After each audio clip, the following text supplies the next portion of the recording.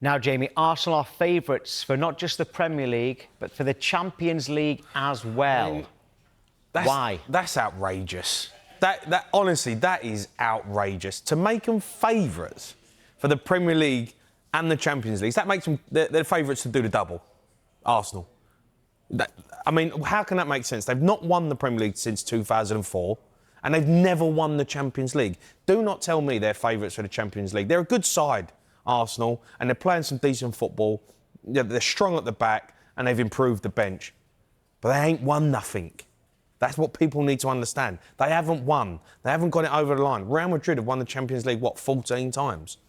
Don't tell me Arsenal are the favourites because they look like they've got a good team. Living in cuckoo land. And the Premier League, they've won it since 2004. Surely your gripe isn't with Arsenal fans, though. It's with the odds, because these are the bookies' favourites. Arsenal didn't make themselves. Well, By the way, there's a fan called Graham, a Liverpool fan, says he believes that if Odegaard stays fit and has a solid season, Arsenal win the league.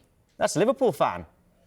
I mean, there's no proof he's a Liverpool fan. He hasn't said himself a Liverpool shit. You know what I mean? He's that Graham from Hertfordshire. No, look, Arsenal are a good side. They're a really good side. And, they've improved the squad. They've signed players. They've filled holes that they needed to fill. They've got a target man in Gyökeres. They look good. Defensively, they do.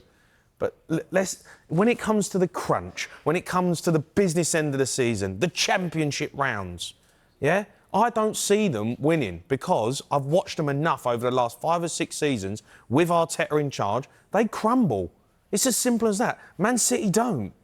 Man City, when they're fighting it out, when they've won the Premier League 4 years on the bounce, they know how to win. They keep winning when it matters. Liverpool done the same. Arsenal don't. So how can you make them favourites because they've got a decent squad? Come on, do me a favour. Jamie Hoare, 26 minutes in before we had our first do me a favour.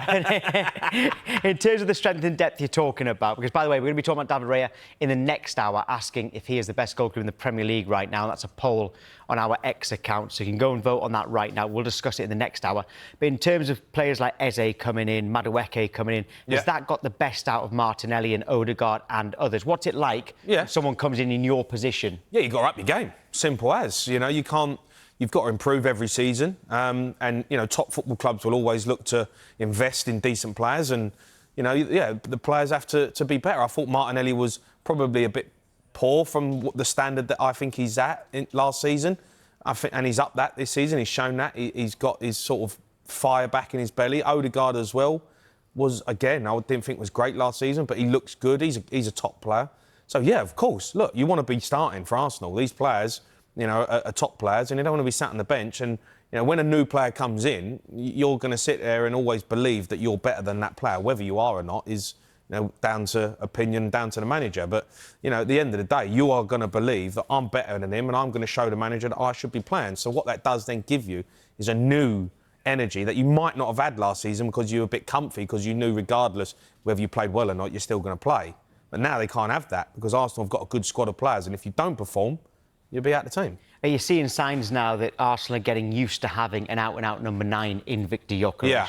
Because they have in the past not necessarily had that. Yeah, what I've noticed with Arsenal now is it's a bit like Manchester City when Haaland first signed. They were so used to going around the sides, Man City, and moving it and coming back and going around the other side. When Haaland come in, he was like, feed me, give me the ball, put me in. And I feel like they're doing that a little bit more. We saw last night with the goal. It's not going out wide. Normally they're feeding it out to Saka. Saka's coming in, putting delightful balls in. Now it's, can we get Gyökeres in? Can we put him in behind? Can we get him involved in the game quicker? So that's that takes time, and it's an adaptation of how you'd normally play.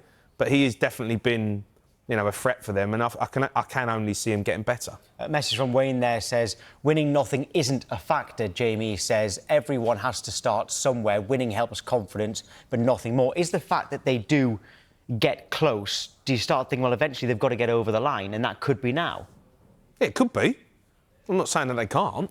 You're saying they shouldn't be favourites? But they're not favourites. Arsenal are a good side. But, winning's everything. And getting it over the line when it matters is everything. That's why Liverpool have got all these trophies. That's why Manchester City have dominated with Pep Guardiola. Because when it matters, they win. Arsenal are a really good side and they look easy on the eye. Defensively, they're great. They ain't won nothing. They didn't win nothing last season. How can you be favourites if you don't win nothing?